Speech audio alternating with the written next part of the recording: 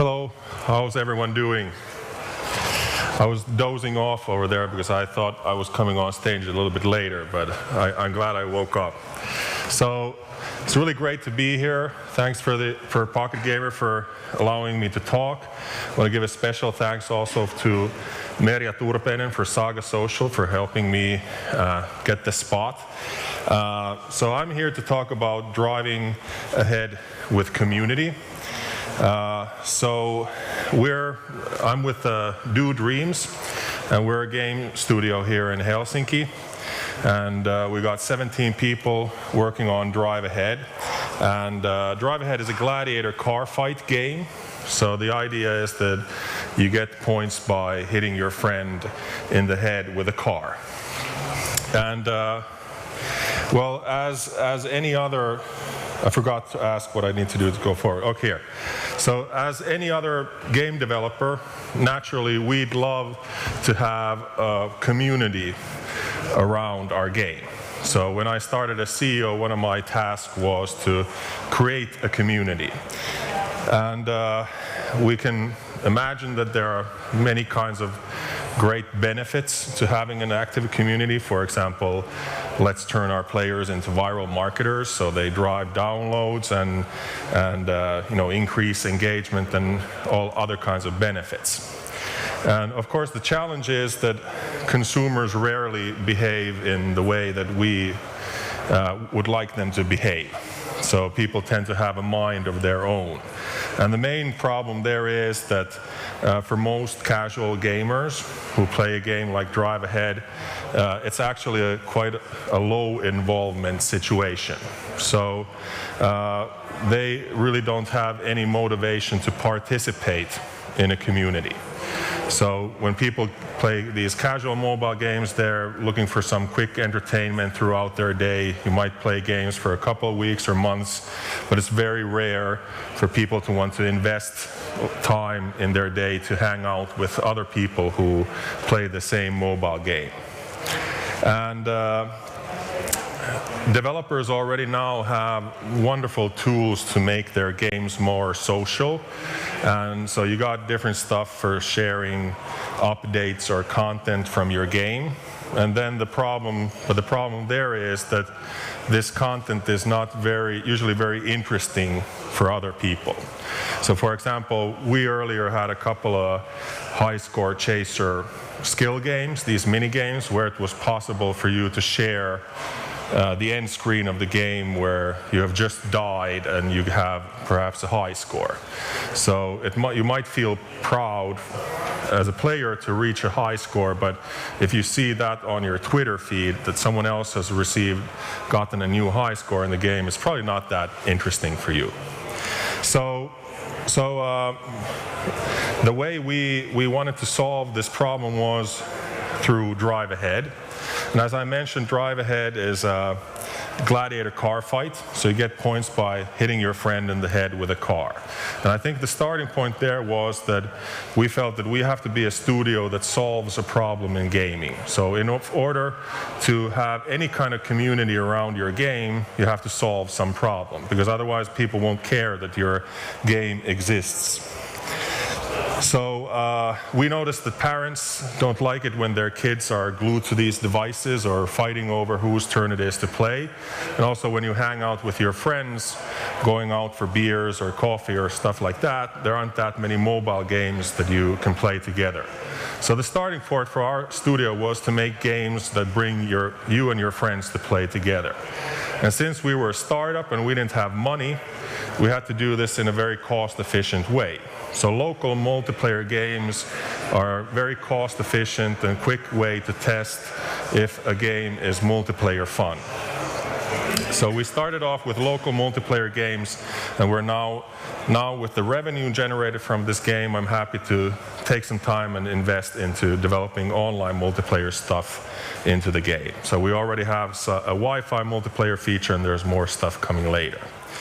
So it is a arena racing game, but I guess the real genres for it are family and party. So it's not a real racing game in terms of being like a simulator game or some kind of other game like that are popular in in racing. But nevertheless, we have now 25 million downloads, so it has found its place in both Google Play Store and the App Store.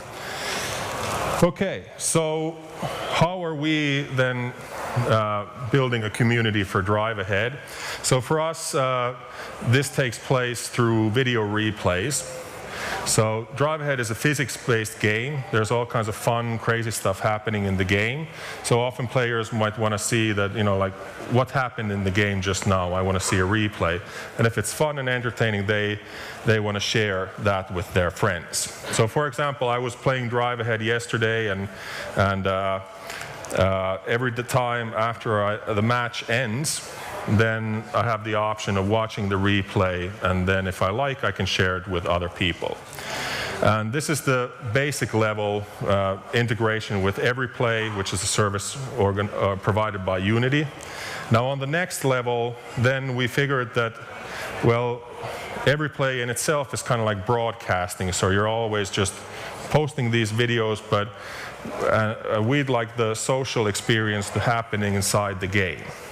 So we have this thing called the Superstar Stadium in the game. So every day there's a new racing mission. And yesterday's mission was T-Bone, so you have to defeat 4 enemies. And over there you can see there's a featured replay. So we search for the most recent popular replay clips for a specific mission. We scan through the replays shared through EveryPlay, and then we promote actual gameplay clips from our fans inside the game.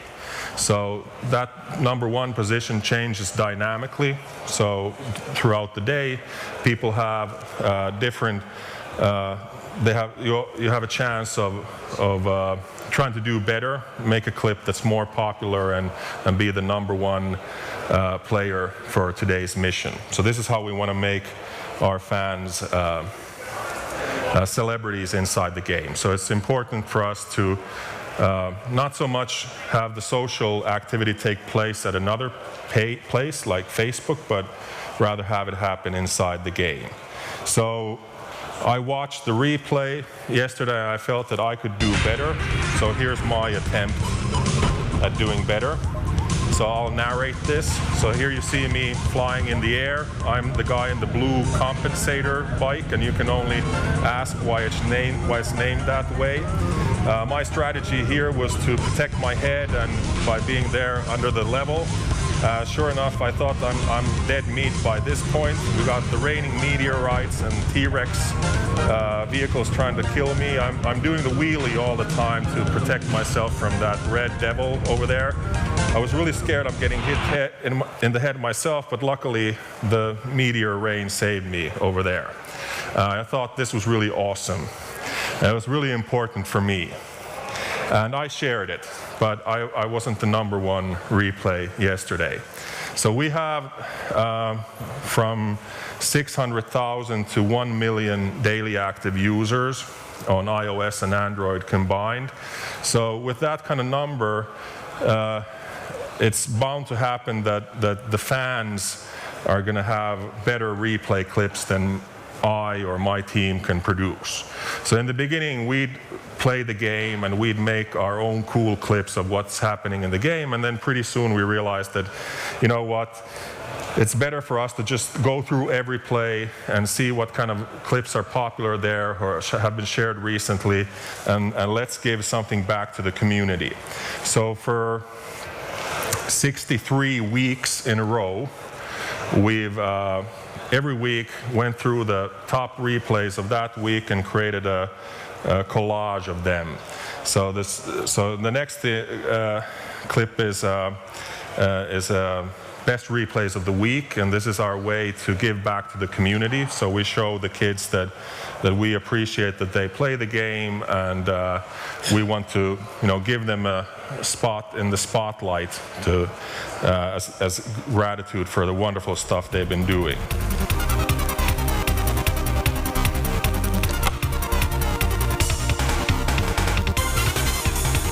So here you can see that a motorcycle is a perfectly good vehicle to fight against the steamroller. And it's important for us to have these random objects in the arenas. They provide a great tactical element. We've updated the game for 2 weeks since we launched it 1.5 years ago. See, that was from our Christmas update. This is a clip from the daily missions in the Superstar Stadium. Penguins are really good random object. Oh, that was really lucky. The opponent spawned right there where the penguin was, so that was good for the player. So you can see my team loves Mad Max. Don't tell anyone that it was inspired by them. We don't have a license. We did a soccer event during the summer. So in addition, not here you don't hit the other guy in the head, you play sports or play soccer. And this is a bit gruesome. Yeah, I love hitting baby carriages. Cartoonish violence, it's not realistic. Right in the head. So these are all our actual players from every player. Another cool penguin trick. Yeah, boom. Baby carriage ninja flip. I don't remember this. Oh yeah. I thought that this was going to be gruesome, but it feels so good when you beat the steamroller with the baby carriage. Really good stuff happening there. So how has this impacted us? As I said, we use EveryPlay to share the video replays. We're the #2 game on the all-time list on EveryPlay. The only game that has more replays than us is Geometry Dash. So if they're #1, I have no problems being #2.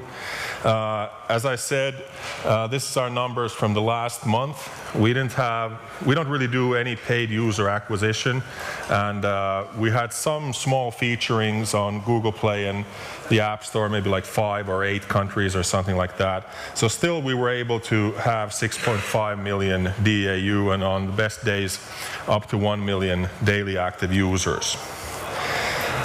So here's my conclusion. So when people ask me that how do you create a community, my answer is that you don't or you can't. So we can only provide the tools to our players, and if the players love the game, if it's important enough for them, and they have the right tools, then they will form the community themselves.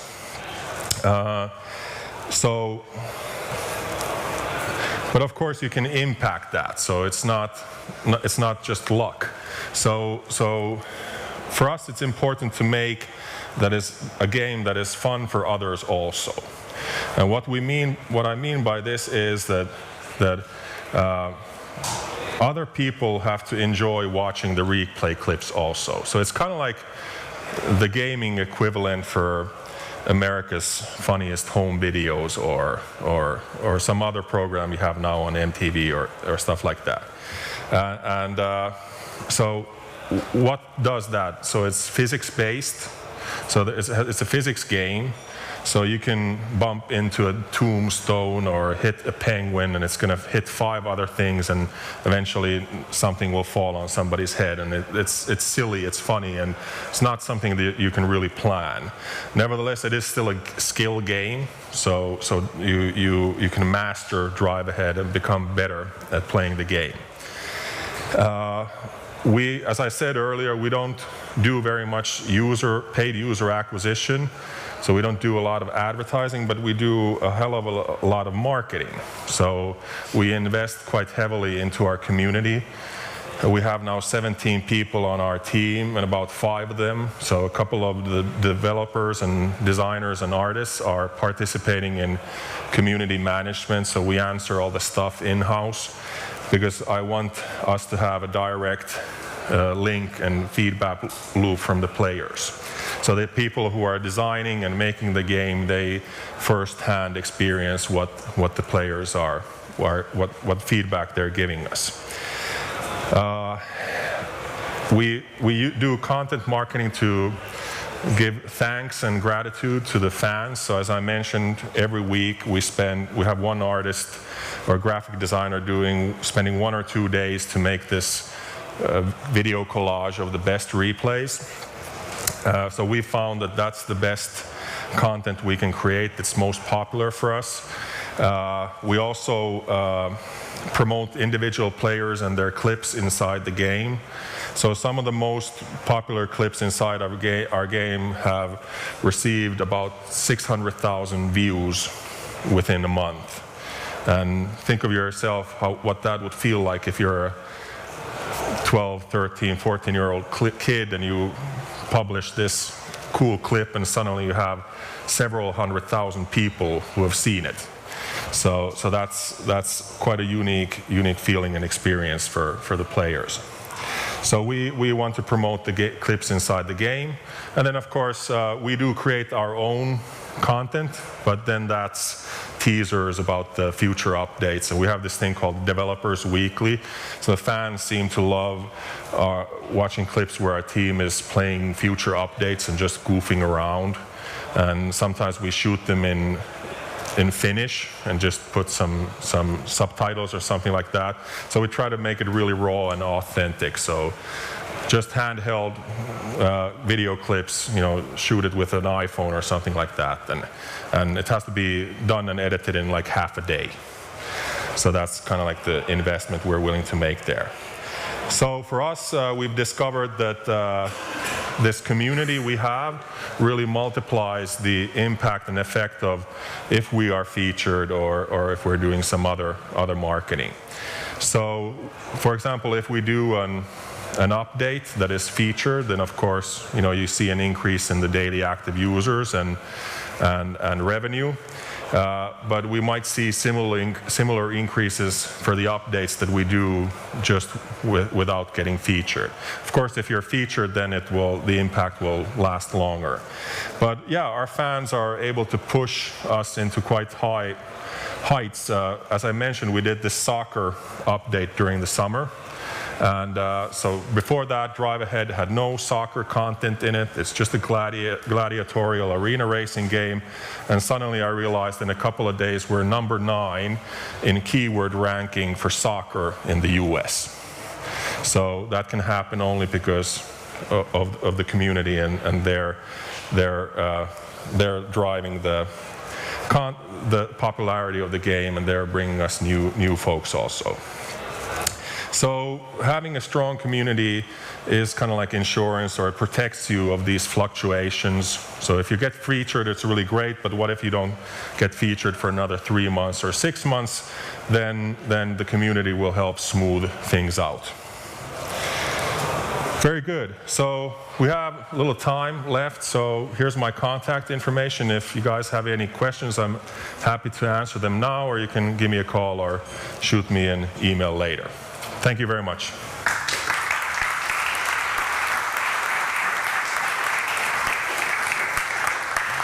Any questions from anyone?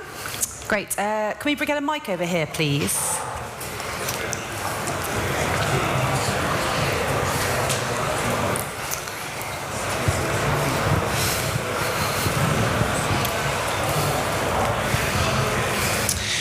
I'm Jaakko, community manager from Kukori. How did you start up with the community when you released the game in soft launch or full launch? How did you start with it? You just decided that this is what we're gonna do, or how did it begin? Yeah, our developer Jari, who came up with the idea for the game, had also seen every play used in some other games, and he wanted to see how it works, so he had been playing around it in his free time, and he said that, why don't we give this a shot, that let's just put it in there. Until then, we had some social features like share your high score, and we knew that sucked. So we figured that whatever impact this will have, it will be a lot better than what we're doing so far. So we like to experiment with stuff with minimum risk and investment, and it was more about just putting the tools out there and see what people start doing with it. And we were really astonished when we realized that people really like to share these clips. So then we had to figure out how do we respond to it, and that was then to start creating these collections of the users' replay clips. Thank you. Thanks. Any other questions? I'm sure I saw someone else's hand up earlier. We had one gentleman over there in the back, black shirt. We have 7 seconds left, so not to put any pressure. In how many languages do you provide community management? Well, we have English, we do Finnish, so not very many. It's mostly English, so we're using Google Translate to understand what people are saying, and often we just say that, sorry, like we don't speak Russian or some other language, and we've been able to manage so far with that. Drive Ahead is still like a small game, but we want to take it more into a player service. So then it might be smart to have some partner provide support in different languages also. But we do a couple of languages that we know. We hired one person who speaks German, so we can do that also.